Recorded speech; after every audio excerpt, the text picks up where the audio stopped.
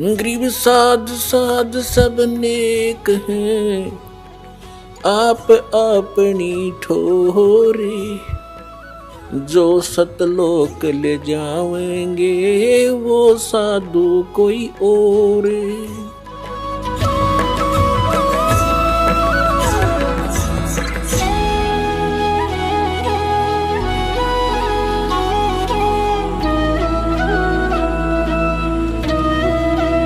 गुरु जी तुम ना भूलियो, चाहे लाख लोग मिल जाही,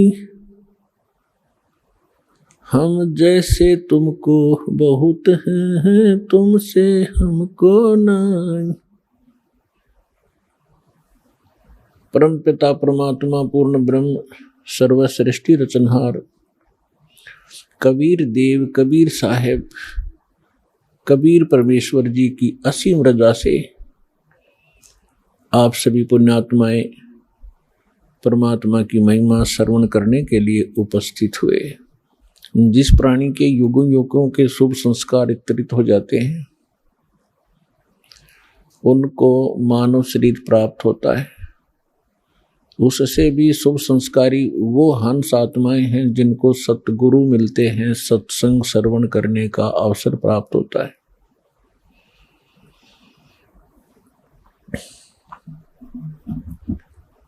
पुण्यात्माओं, आज तक हमें परमात्मा की ABC का भी ज्ञान नहीं था।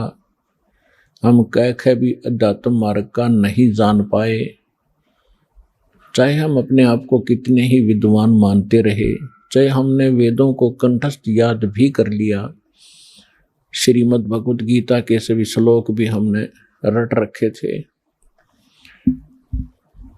क्योंकि इसके विषय में परमेश्वर स्वयं आकर ही बताते हैं, गुरु बिन काहू न पाया ज्ञाना, जो थो था उस छड़े मूड किसाना। गुरु बिन वेद पढ़े जो प्राणी, समझ न सारे रहे अज्ञानी। ओए होए, परमेश्वर ने 600 वर्ष पहले बताया था कि ये ऋषि महर्षि ब्राह्मण लोग, विद्वान संत मंडलेश्वर वेदों को कंठस्थ तो याद कर लिया, इनकी प्रभुता भी बनी हुई है। कोई चतुर्वेदी, कोई त्रिवेदी, कोई दिव्यवेदी के इन्होंने चारों वेदों को कंठस्थ याद कर रखा है। किसी ने 3 वेदों को, वो त्रिवेदी कहलाता है। किसी ने 2 वेदों को कंठस्थ याद कर रखा था, वो दिव्यवेदी कहलाते थे। अपने आत्माओं, यहां परमात्मा कहते हैं कि प्रत्येक प्राणी, प्रत्येक आत्मा, जब से वो परमात्मा कहते हैं मेरे से बिछड़ी है, उसी के तुरंत बाद इसको एहसास हो गया है कि हमसे गलती हो चुकी है और हमारी कोई अनमोल वस्तु हमसे छीनी जा चुकी है और उसके बगैर हम रह नहीं सकते, उसके बगैर हम सुखी नहीं हो सकते। उसको अब हम परमात्मा कहते हैं। तो जिस कारण से इस आत्मा ने उस वस्तु को पाने के लिए एक भरसक प्रयत्न किया और अभी तक वो सशक्त प्रयत्न जारी है। उसके लिए उन्होंने जंगलों में जाना, राज त्याग देना भी उचित समझा। शरीर नष्ट हो जाए, गल जाए, तपस्या कर करके उन्होंने भगवान पाना ही चाहा पर नहीं मिला। उन्होंने चारों वेदों को कंठस्थ याद कर लिया, पढ़ने लगे थे परमात्मा को खोजने के लिए। फिर वो याद हो गए, क्योंकि पहले शांत स्वभाव के लोग होते थे, वर्तमान की हाहाकार नहीं थी। बार बार के रिपीटेशन से, आवर्ती से ये कंठस्थ हो जाते हैं। तो उन्होंने चारों वेदों को याद कर लिया और कोई भी कहीं बोलता तो वो तुरंत उसके अध्याय और मंत्र को तुरंत सुना देता, जिस कारण से वो प्रभुता प्राप्त हो गए। और जब प्राणी को प्रभुता प्राप्त हो जाती है, परमात्मा से कोसों दूर हो जाता है, क्योंकि जीव साहब नहीं हो सकता, परमात्मा ही साहब है। अब आप देखते हो हम कितने अज्ञानी हो गए। हम छोटी सी पोस्ट प्राप्त कर लेते हैं, यदि हम कोई सीधा नाम पुकारता है तो हमें दुख होता था, और हमें साहब बोलता तो हम प्रसन्न होते थे, छाती फूल जाती है।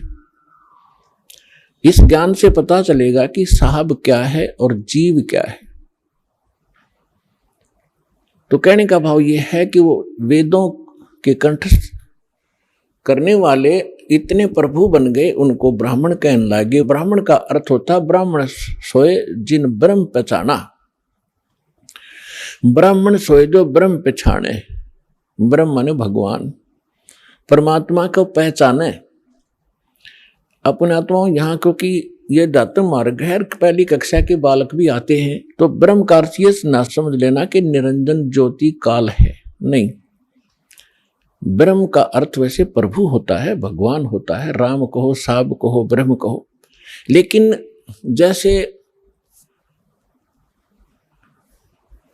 हम पूर्ण परमात्मा कहते हैं, पूर्ण ब्रह्म कहते हैं, इसका मतलब कोई इनकम्प्लीट ब्रह्म भी है,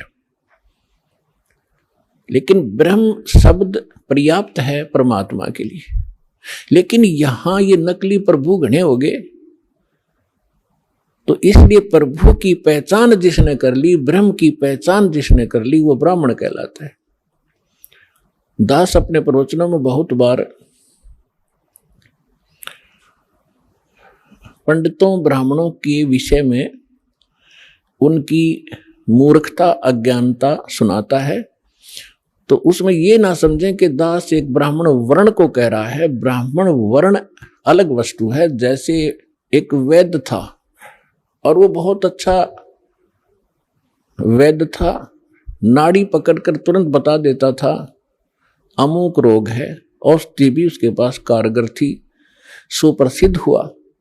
उसकी एक दो पीढ़ी उसके द्वारा बताई औषधि और उस विधि से वो उपचार करते रहे, वो भी वैद्य कहलाए। लेकिन आगे चल के वो लाखों की संख्या बन गई उनके वंशजों की, और वो वैद्य नहीं है, फिर भी उनका सरनेम वैद्य बन गया। अब कोई कुछ कार्य करता है, कोई कुछ कार्य करता है, वो भी अपने पीछे लगाता है रमेश वैद्य, और काम क्या है उसका, परचून की दुकान। जानता नहीं पेट के दर्द की दवाई औषधि, और लिखता है रमेश वैद्य, तो वो वैद्य नहीं है।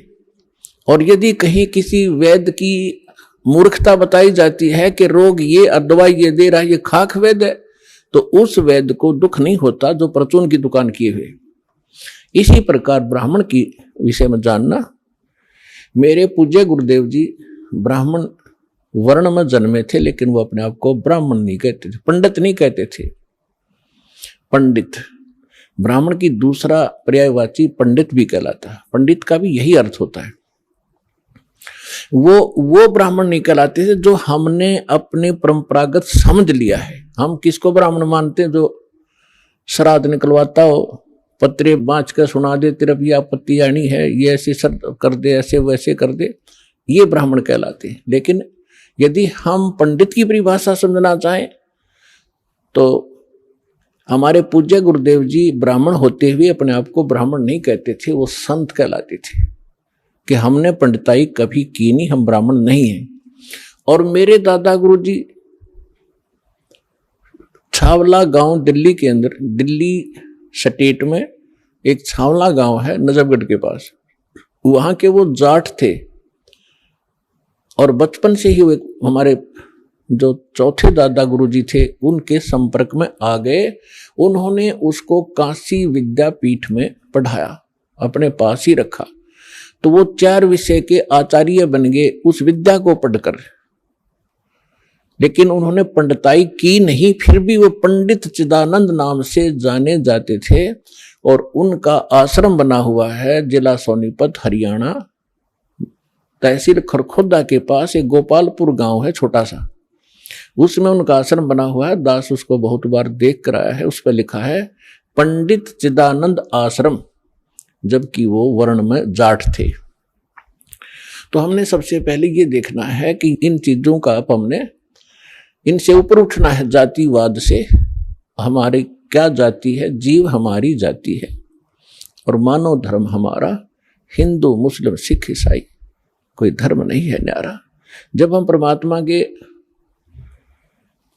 इस अध्यात्म ज्ञान से परिचित होंगे फिर हमने कोई भी दूसरा सा नहीं दिखेगा, ना कोई मुसलमान दिखाई देगा, ना कोई ईसाई दिखेगा, ना हमें कोई हिंदू दिखेगा, ना कोई सिख दिखाई देगा। हम एक पिता की संतान हैं, हम परमात्मा के लिए ही विभाजित हुए हैं, परमात्मा के लिए अब हम एक होंगे क्योंकि हमें ज्ञान हो जाएगा। हम रूढ़िवादी नहीं रह सकते क्योंकि परमात्मा ने शिक्षा इसीलिए आपको दी है।